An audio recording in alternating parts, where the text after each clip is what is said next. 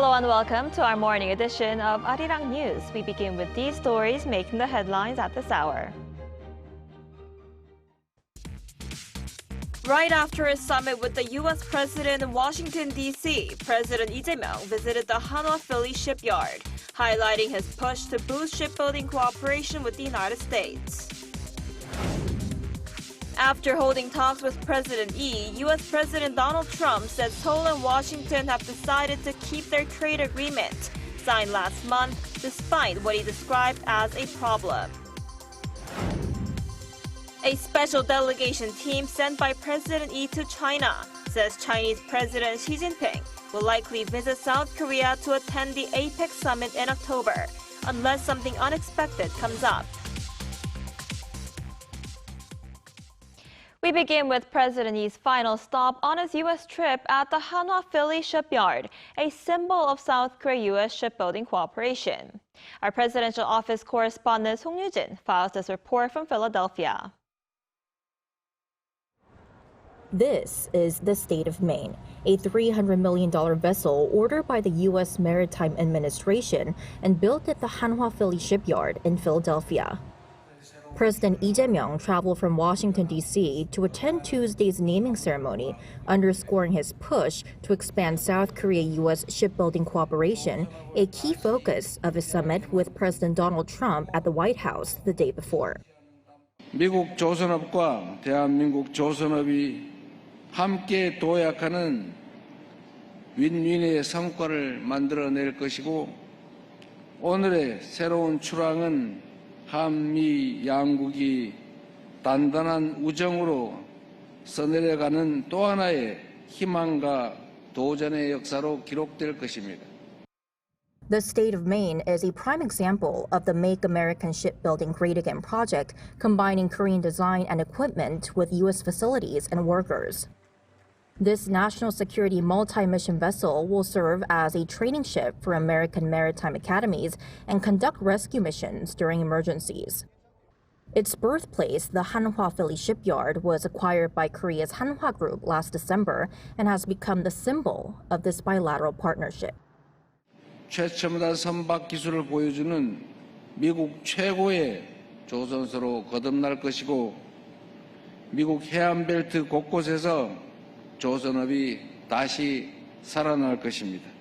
72년 역사의 한미 동맹은 안보 동맹, 경제 동맹, 기술 동맹이 합쳐진 미래형 포괄적 전략 동맹의 새 장을 열게 될 것입니다.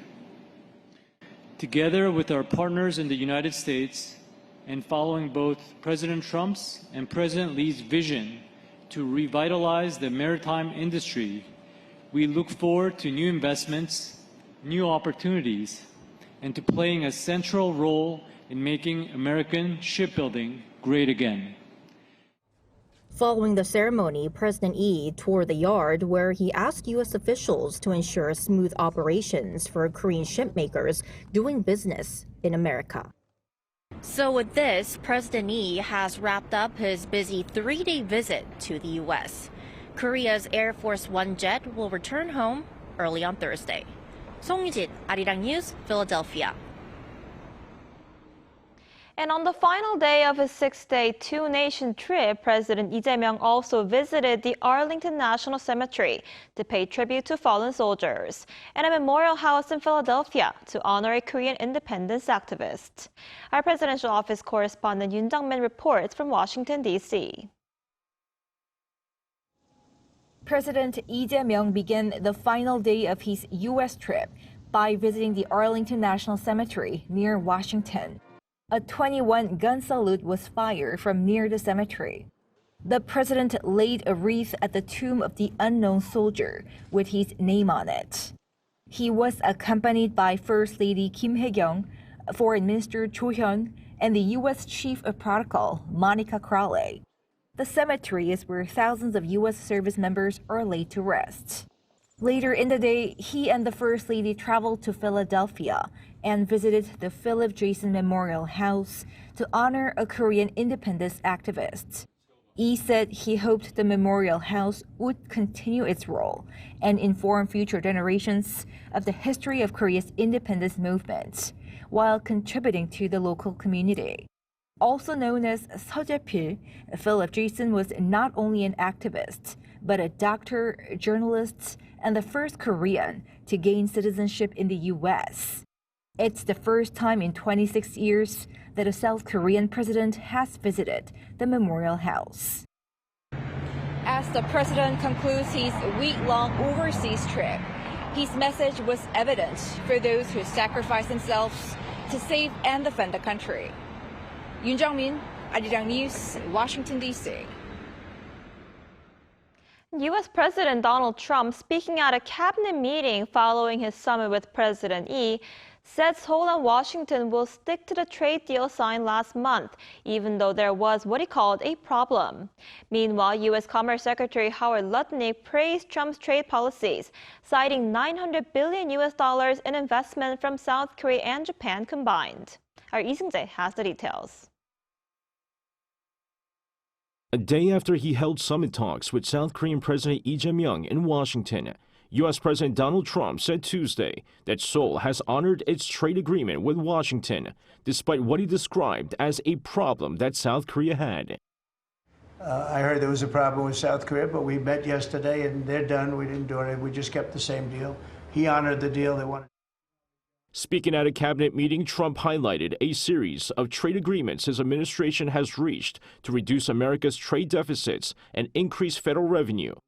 He also noted that Seoul wanted to see if they could do something, but stuck to the agreement in the end. President Trump did not elaborate on the problems surrounding the deal. Meanwhile, U.S. Commerce Secretary Howard Lutnick highlighted Trump's success through his trade policies. Lutnick announced that South Korea and Japan will be making massive investments in the U.S., totaling $900 billion. Japan and Korea, they're never going to open their markets to us.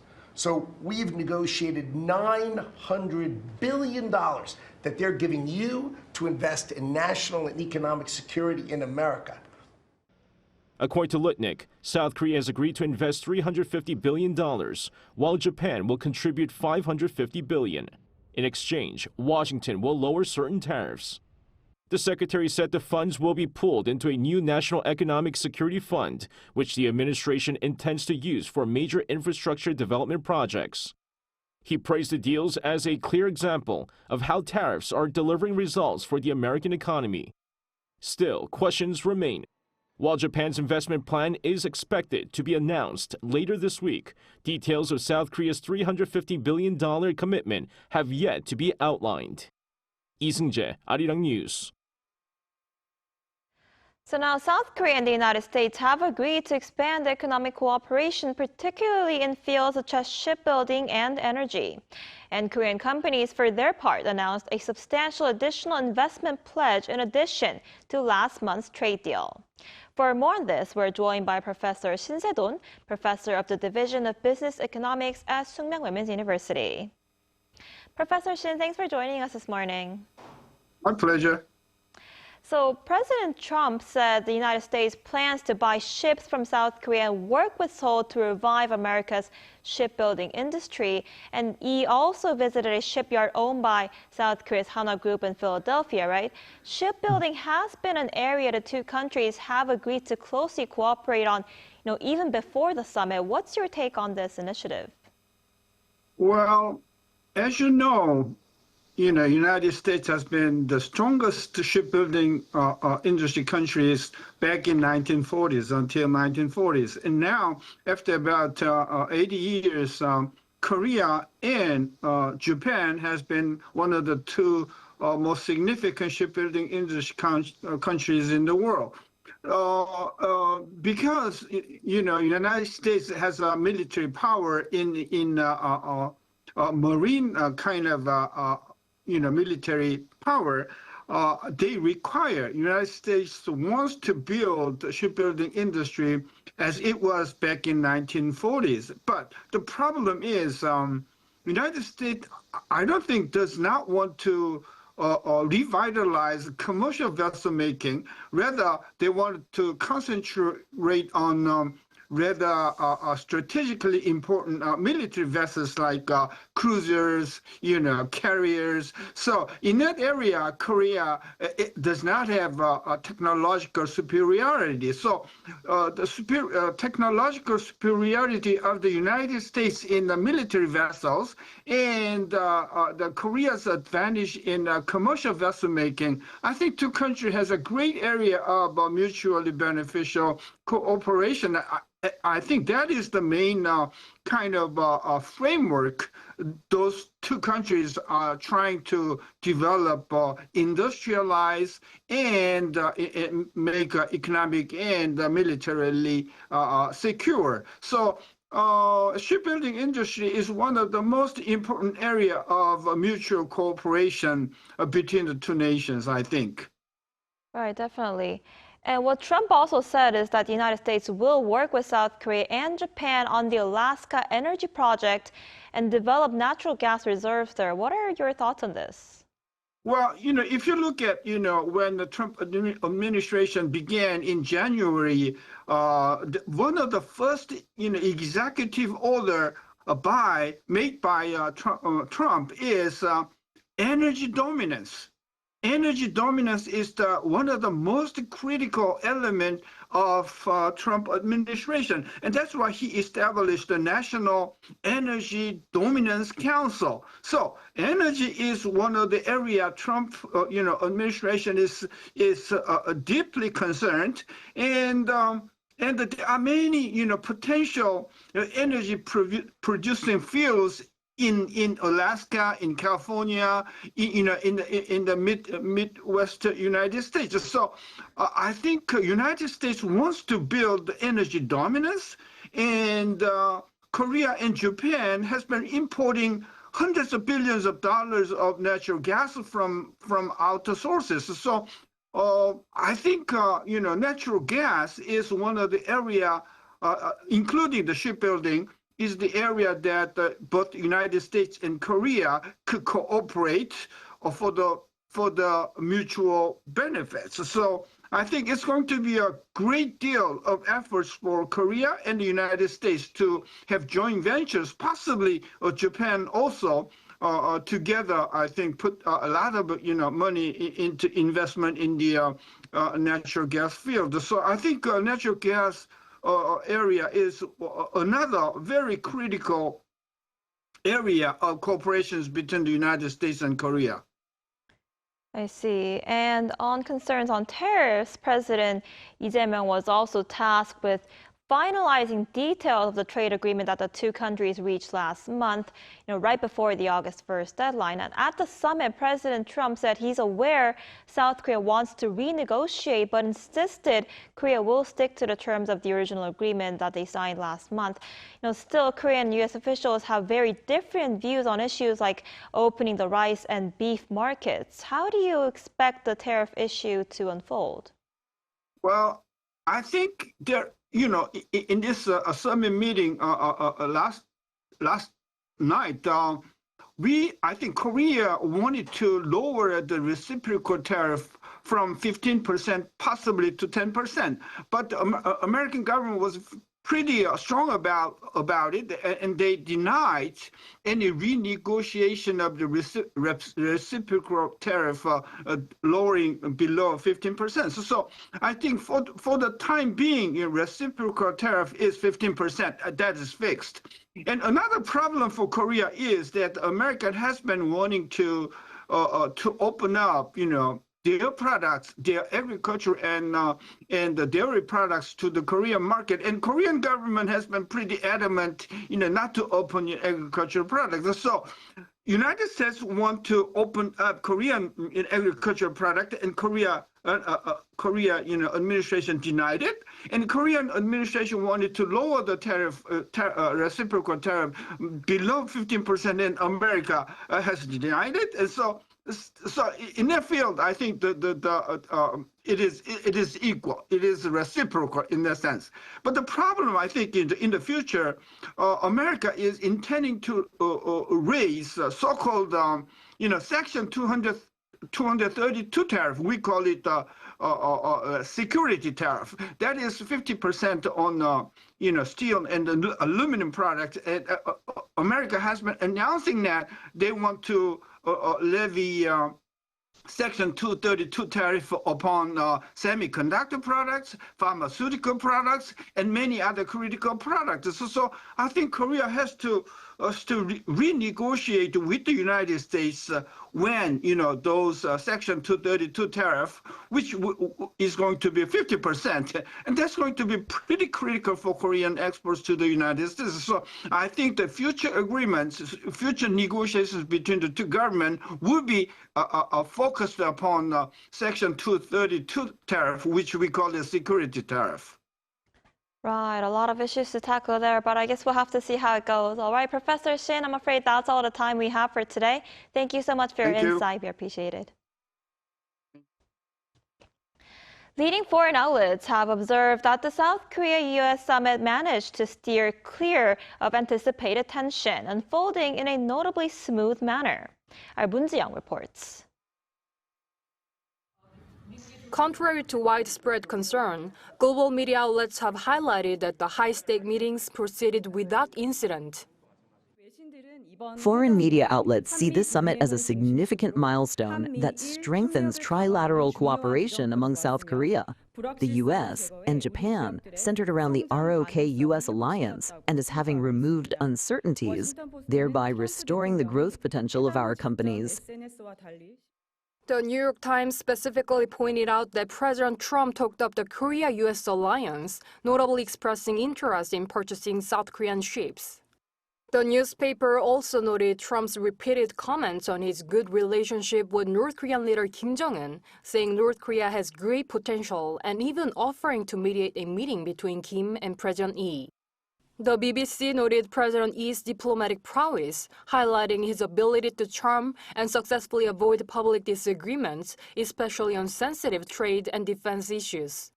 It also observed that the leaders found common ground regarding North Korea, with President Trump frequently mentioning North Korean leader Kim. The Washington Post added that despite apparent differences, Trump and Lee found common ground, with the summit serving to establish rapport between them. Both leaders survived assassination attempts last year and saw political boost despite past indictments. Politico characterized President Lee's outcome as a definitive win, observing that he emerged unscathed and even charmed President Trump through lighthearted exchanges. Moon Ji-young, Arirang News. Meanwhile, North Korea sharply criticized South Korean President Lee Jae-myung, accusing him of being delusional over the prospect of denuclearization. The rebuke came on Wednesday, shortly after President Lee met with U.S. President Donald Trump in Washington, D.C. Following their summit on Monday, President Lee emphasized that the two leaders had agreed to work closely together to establish peace and pursue denuclearization on the Korean Peninsula. In a statement carried by the state-run Korean Central News Agency, Pyongyang dismissed Seoul's expectations as nothing more than a futile delusion. While South Korea and the United States have sought to revive talks on denuclearization, North Korea has consistently insisted its nuclear arsenal is non-negotiable, framing it as essential to national security. And Chinese President Xi Jinping is expected to attend APEC 2025 Korea in Gyeongju this October, barring any major changes. The special envoys of South Korean President Lee Jae-myung said during their visit to Beijing on Tuesday that they again conveyed hope for President Xi's visit and believe he's likely to come unless something unexpected comes up. The delegation delivered President Lee's personal letter for Xi on Sunday. Delegation head Park Byung-seok says Seoul would like President Xi to visit first, noting that Xi has not been to South Korea since 2014, while South Korean presidents have visited China several times. Meanwhile, on issues such as lifting China's unofficial ban on Korean cultural content, he added that differences still remained and more time will be needed.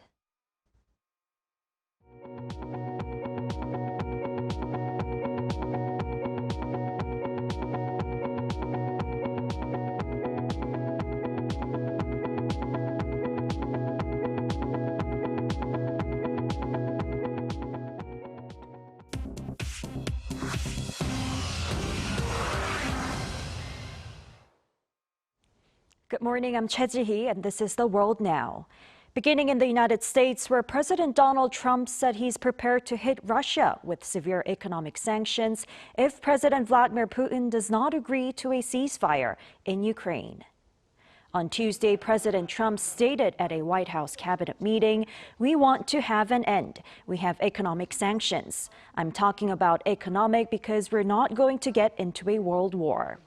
He warned that failing to secure a ceasefire would result in economic consequences for Russia, but with no risk of war.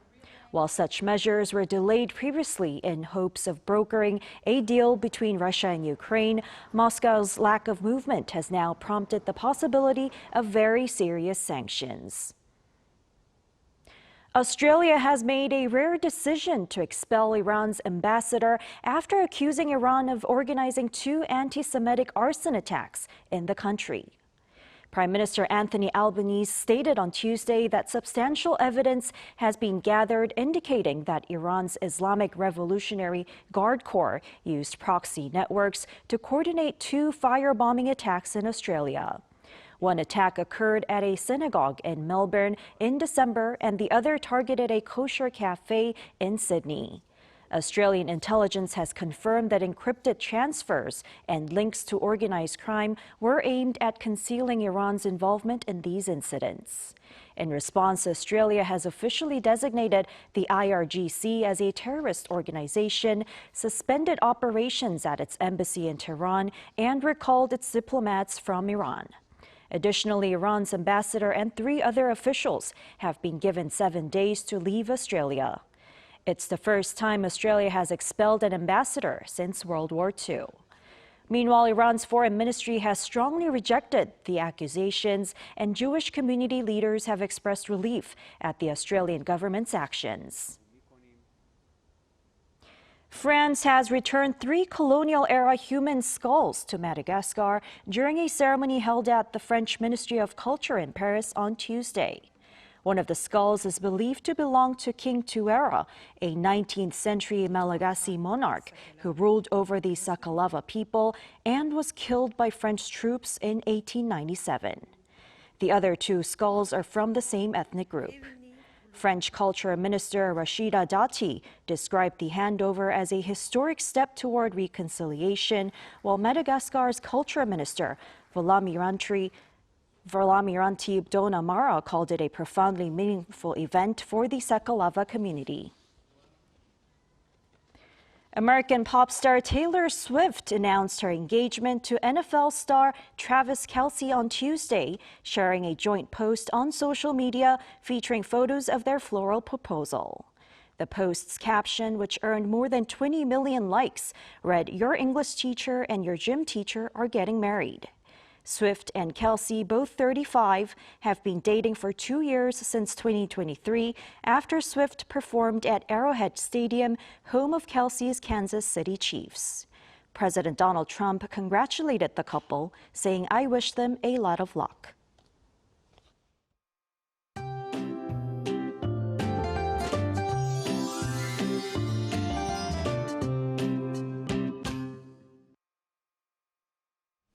It was a rough morning commute with dense fog in western regions, but conditions have gotten much better with a rise in temperatures.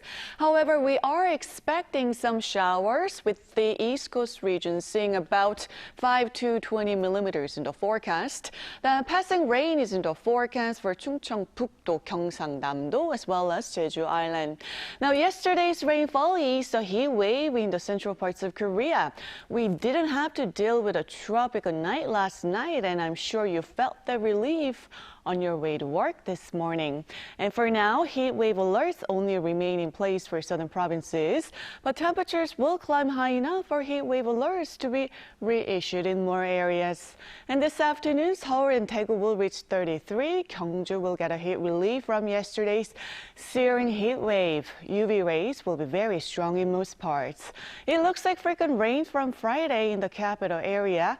Then September will start on a rainy note nationwide, and that should bring much awaited heat relief to the country.